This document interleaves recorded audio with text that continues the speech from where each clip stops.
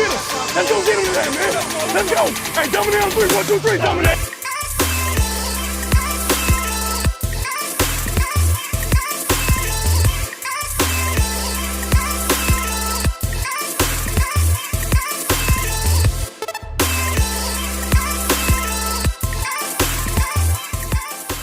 Flipping it over to the defensive side of the ball, Nick Bosa, obviously, Defensive Player of the Year candidate, potentially Defensive Player of the Year winner.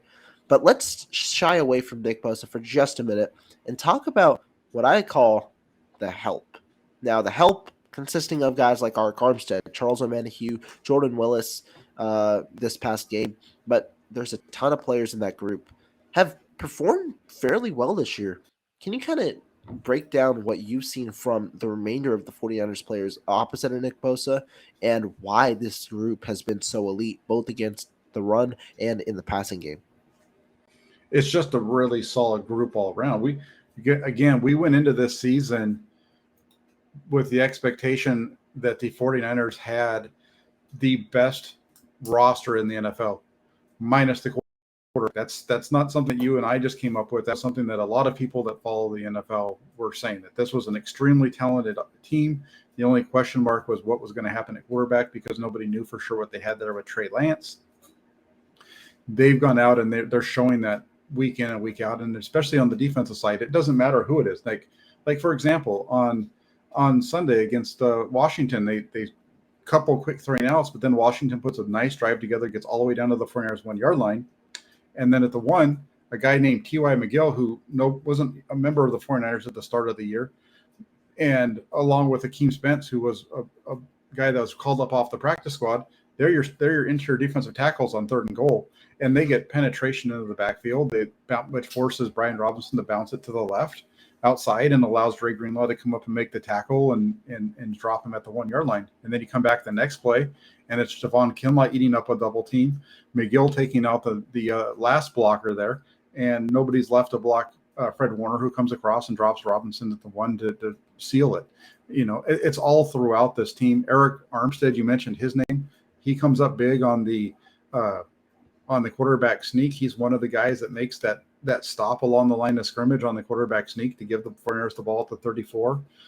Then in the I believe it was the 4th quarter, he comes out and puts pressure on Taylor Heineke, leading to an interception from Jimmy Ward. And that's not the first time we've seen that. We saw that from him in the game against Miami as well. He puts pressure on Tua in that game, leading to a Ward interception. So, it's all along. Samson Ebukam, he's already at his career high, 4.5. If he can get, a half of a sack at least this week, he has a career high. So Charles Omenihu just makes plays. He's a really solid guy who can play with the starters or, a solid guy off the bench.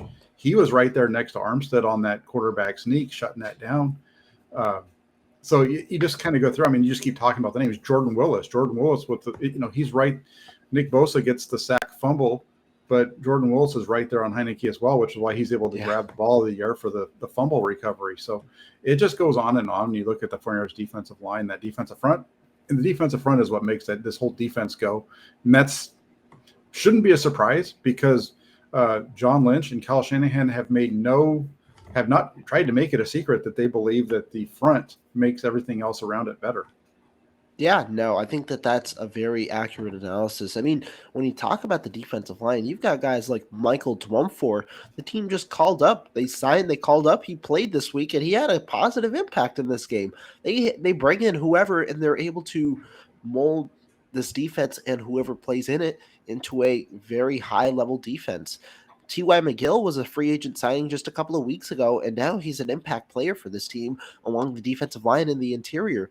It's just phenomenal the way that different players are able to step up and play. It's just very, very it's very, very nice to see the way that this defense plays. When you go back to 2019, it was amazing to have the superstars, the 4 players that could line up consistently in D Ford, Nick Bosa, DeForest Buckner, Arik Armstead. But we've transformed this defensive line now is a group of not just 4 guys, but 8, 9 guys who can all have their number called and make a positive impact on this team.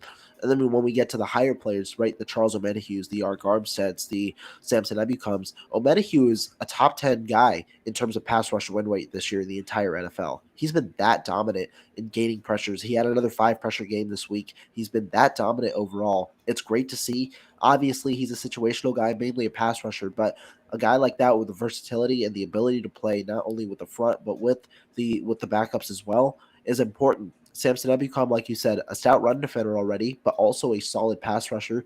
I think a pass rush win rate of nearly 16%, which is pretty good in the top 60. And so you got some key rotational players there, and then Ark Armstead, a guy who can eat multiple defenders, be a run stopper, but also move guys in the passing game. Just the perfect complement to Nick Bosa on the interior. 7 pressure game. He's a guy who always is the guy. He's just a guy who can make plays whenever his number is called upon.